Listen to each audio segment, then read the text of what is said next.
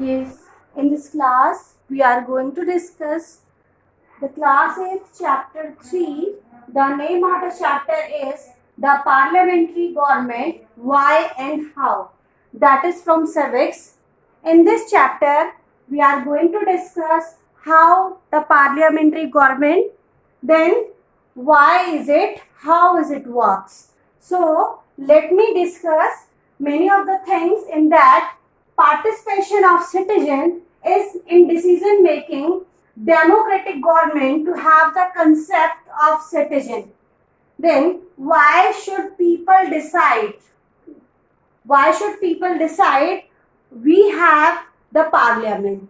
Now that is growth of nationalism. In 1885, Indian National Congress demanded that there be elected members in the legislature with the right to discuss the budget and ask questions. In 1909, Government of India Act allowed for some elected representations. Under colonial rule, people lived in the fear of the British rule.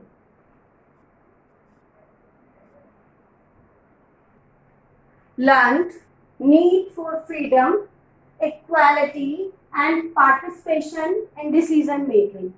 Government had to be sensitive to people's needs and demands. Now, the meaning of parliament, what is parliament? That is law making body, is known as parliament. It has power to make countries' laws or to change them.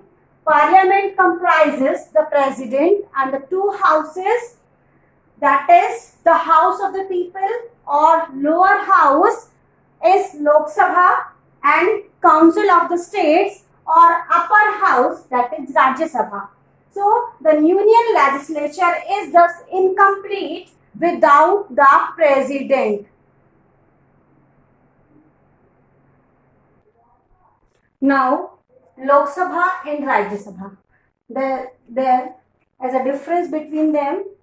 Lok Sabha, lower house of the parliament, and that is the upper house of the parliament.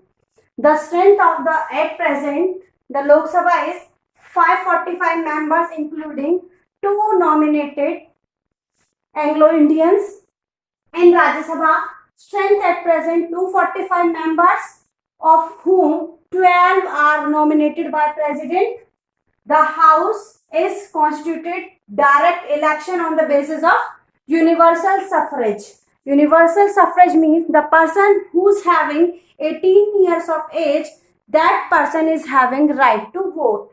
So, member of Rajya Sabha are elected by the MPs or MLAs. Qualification. The person who will contest the election for Rajya Sabha, that person have the qualification. He must be the citizen of India, must be less than 25 years of age, must possess such as other qualification as may be prescribed under any law by the parliament. Now, the person qualification of the Rajya Sabha, he or she must be the citizen of India, must be not less than 30 years of age, must possess such as additional qualification as may be prescribed by law from time to time. The term of Lok Sabha is of 5 years and the term of Rajya Sabha is of 6 years, but 1/3 of its members retire at the end of every 2 years. The presiding officer of Lok Sabha is Speaker. Now at present, Mr. Om Birla is the Speaker. So the presiding officer of Rajya Sabha is Vice President of India. Mr. Venkaiah Naidu is the Vice President of India. Now the next topic of this chapter is how does a bill becomes law? कि किस तरह से bill एक law बनता है. The legislative proposals are brought before the House in the form of bill. A bill has to pass through 3 readings before it becomes an act. These readings are known as first, second and third reading. First reading. In the first reading, the minister or the member in charge of the bill introduce the bill stating its main features. If the bill is an important one, the minister may also make a brief sketch.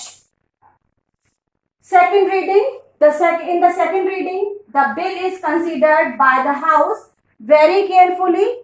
This stage is further divided into sub-stages. So, in the first sub-stage, the bill may be straightway taken into consideration or referred to as standing committee. Most of the bills are referred to any of the standing committees.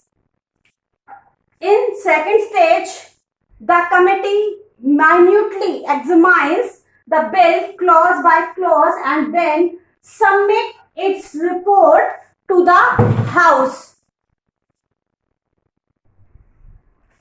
In third stage, the House takes up a thorough consideration of the bill in the same way as was done in the standing committee. Finally, when all the clauses have been put to vote and disposed of, the second reading of the bill is over. Now, third reading. The debate held during the third reading of a bill is a restricted nature. It is confined only to arguments either in the support the bill or for its rejection. After the bill is passed in one house, it is sent to the other house where the same procedure is repeated. If